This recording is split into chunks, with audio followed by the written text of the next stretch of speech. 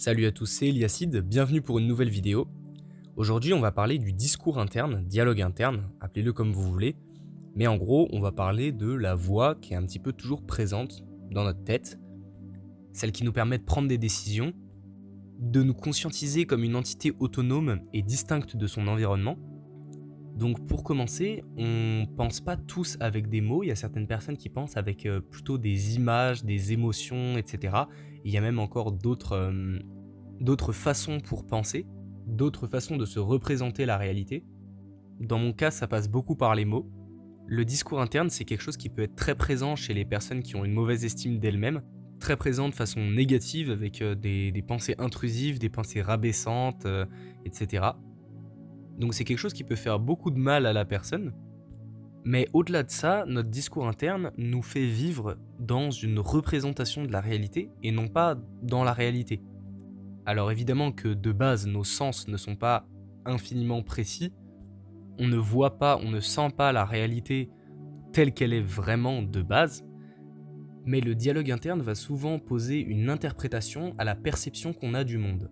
Chez moi, le discours interne, c'est vraiment le mode par défaut, c'est-à-dire que je ne m'arrête jamais vraiment de penser, je ne sais pas si c'est pareil pour vous, mais en tout cas je trouve toujours un truc auquel penser, et à part quand c'est vraiment pour m'introspecter ou pour mettre des choses au clair dans ma tête, à propos de faits psychologiques qui me concernent, bah globalement c'est quelque chose qui me sort de la réalité, c'est quelque chose qui m'empêche d'avoir une perception consciente.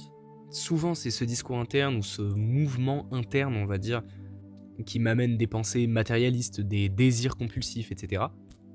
Parfois on peut avoir peur du vide, de la non-présence du dialogue interne, mais au final le vide c'est aussi une toile vierge sur laquelle on peut composer de nouvelles choses, sur laquelle on peut écrire, créer ce qu'on veut.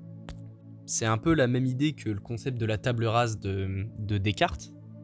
Moi, quand je stoppe le dialogue interne, il y a un petit peu une sorte de table rase des désirs, une table rase des émotions qui va s'opérer, et du coup, ça va me laisser la place à de nouvelles choses, à de nouvelles ouvertures, à de nouveaux chemins, de nouvelles portes qui s'ouvrent. La méditation, c'est un formidable outil pour travailler sur le dialogue interne. Personnellement, les deux types de méditation que je pratique, c'est la méditation allongée et la méditation à la bougie, donc le fait de se mettre en tailleur ou en position du demi-lotus et de fixer la flamme de la bougie. Les deux, c'est vraiment très intéressant pour travailler sur le discours interne. Et personnellement, la différence que je leur trouve, c'est que avec la méditation à la bougie, c'est un petit peu plus proche de notre état d'éveil basique de quand on va chercher du pain à la boulangerie, quoi. C'est un peu un mix entre cet état d'éveil normal et un état de méditation qui pourrait être induit par la méditation allongée, par exemple.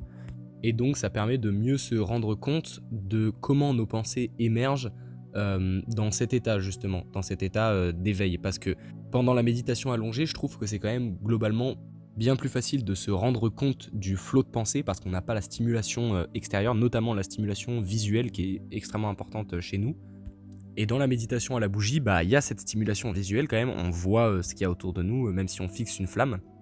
Donc ça rajoute une difficulté supplémentaire sur le lâcher prise sur ce courant de pensée et qui est plus représentatif de la situation qu'on affronte tous les jours, c'est-à-dire avoir ce courant de pensée quand on est dans la rue, quand on est au travail, à la fac, etc.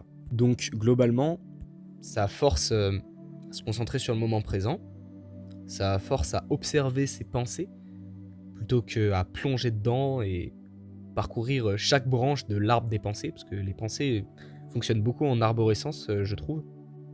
Parfois, on va se concentrer en quelque sorte sur les petites feuilles, les toutes petites feuilles à un endroit de l'arbre, et en fait, on en oublie complètement le tronc, les racines, vous voyez, les choses les plus importantes. Et globalement, si on veut avoir une vie épanouissante, c'est important de ne pas prendre les racines pour les feuilles. Malheureusement, c'est souvent l'effet que le dialogue interne me fait personnellement. Et c'est aussi beaucoup dû à la société actuelle, au fonctionnement de notre société, puisque on a toujours quelque chose à penser, il y a toujours plein de choses, dans la vie d'adulte, il y a toujours un papier qu'on doit faire, une connerie à signer ou je sais pas quoi. La société veut ça, c'est fait pour ça. on essaye d'implémenter en vous une sorte d'impatience, un mouvement qui ne s'arrête jamais et qui vous fait penser à ce que vous avez loupé, à ce que vous auriez pu faire, plutôt qu'à vraiment faire et tenter les choses. D'ailleurs, j'ai l'impression que souvent le dialogue interne, il nous pousse à préférer nous imaginer en train de faire ce qu'on voudrait faire, plutôt que de réellement faire cette chose. Par exemple, imaginons que vous aimeriez lire plus souvent, plus de livres, et ben vous préférez l'image de vous en train de lire plus de livres que vraiment ce que ça implique de lire plus de livres. C'est-à-dire une réorganisation de son quotidien, une remise dans l'ordre des priorités, ne pas aller vers le divertissement facile du téléphone, etc. Et tout ça, c'est très compliqué dans la société dans laquelle on est, puisque après les journées de travail qu'on fait, on n'a qu'une envie, c'est de se tourner vers la facilité, justement. Il n'y a plus vraiment de force mentale pour réaliser des projets, réaliser les choses qu'on veut vraiment faire, etc. Et ça, couplé au fait que notre mode par défaut, c'est justement le dialogue interne, ça rend les choses très compliquées pour accomplir nos projets, etc. Donc il n'y a pas de culpabilité à avoir, mais il y a quand même une conscience à prendre sur ce point-là. Par rapport au dialogue interne thérapeutique qui peut avoir lieu par exemple dans un trip psychédélique ou même pendant une méditation parfois, ou alors juste pendant une phase de gamberge on va dire, et ben souvent on préfère la quantité de mots qu'on va se dire plutôt que vraiment chercher la qualité.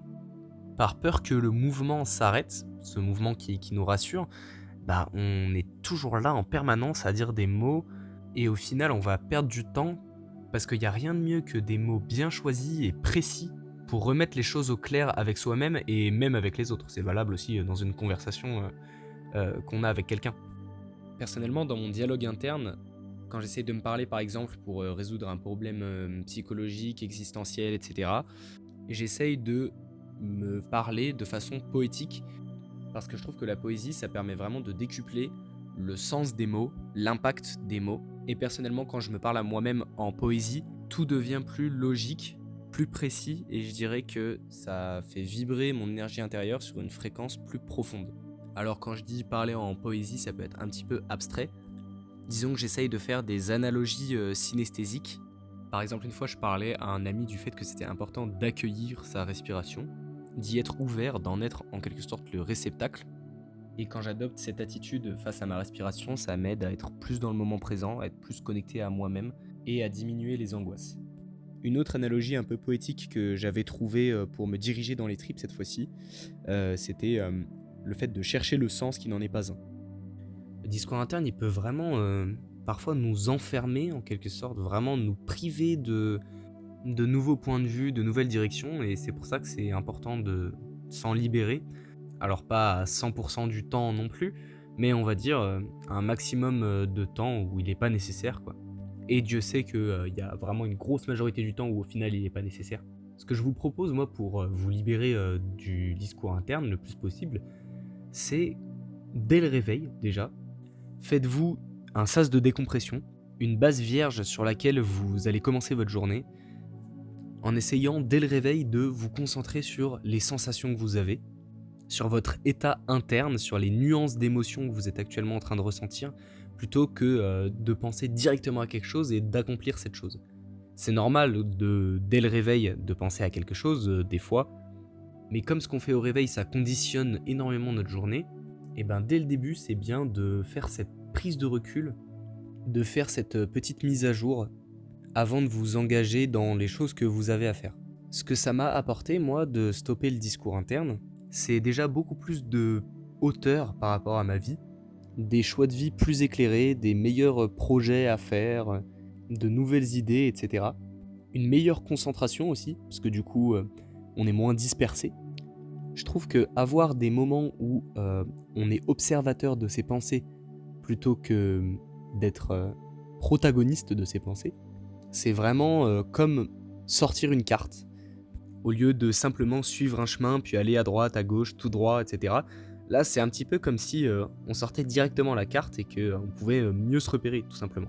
De manière générale, ça permet aussi une vie avec moins de compulsion, de compulsivité. Et j'ai aussi l'impression que le discours interne, il est fortement alimenté par l'inconscient. Donc le fait d'observer sa structure, ça peut être un bon moyen de compréhension de soi. Mais pour observer cette structure, il faut basculer en quelque sorte sa vue de la première personne à la troisième personne.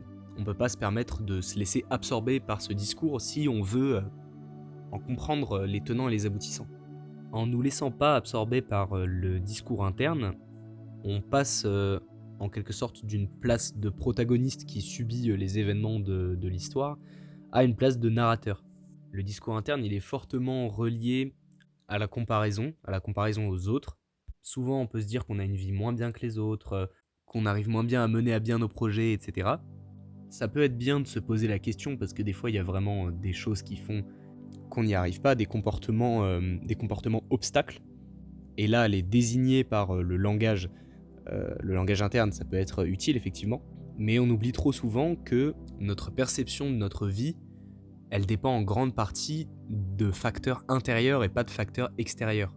Et si les facteurs intérieurs sont perturbés par cette espèce de tourbillon qu'est le discours interne, bah c'est sûr que c'est compliqué d'accéder au bonheur et d'accéder au sentiment de plénitude.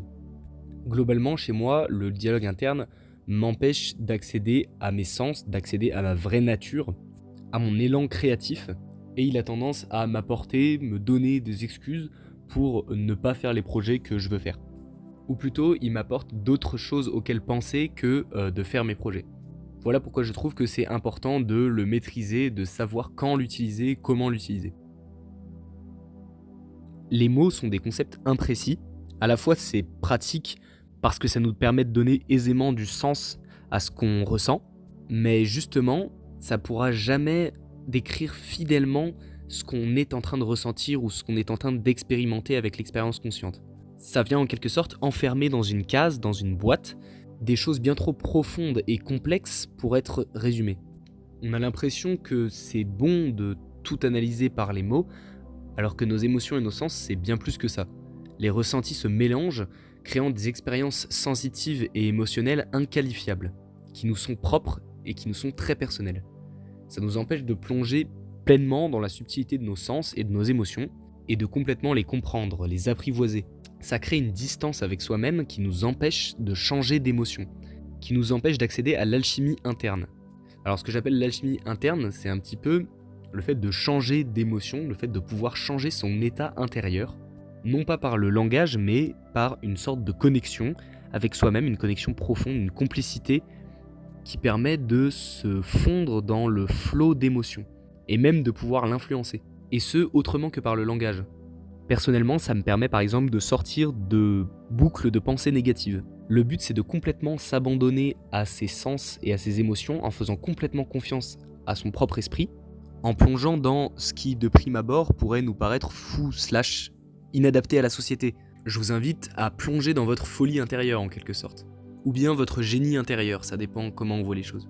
Le dialogue interne nous mène souvent à chercher plus de contrôle, parce que c'est aussi ce que veut la société, on doit contrôler nos émotions, on doit sans cesse ravaler nos frustrations, etc.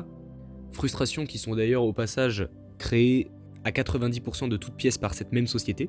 Et ce vers quoi personnellement j'essaye de tendre, c'est lâcher le contrôle sur mon monde intérieur, contrôle qui s'exerce en grande partie via le dialogue interne, dans mon cas précisément. Voilà, je pense que c'est à peu près tout ce que j'avais à dire sur le dialogue interne. Peut-être que vous avez trouvé mon discours un petit peu décousu, si c'est le cas, je suis désolé, mais c'était un sujet qui était assez compliqué. En tout cas, j'espère que ça vous aura plu, et je vous dis à la prochaine dans une nouvelle vidéo. Salut!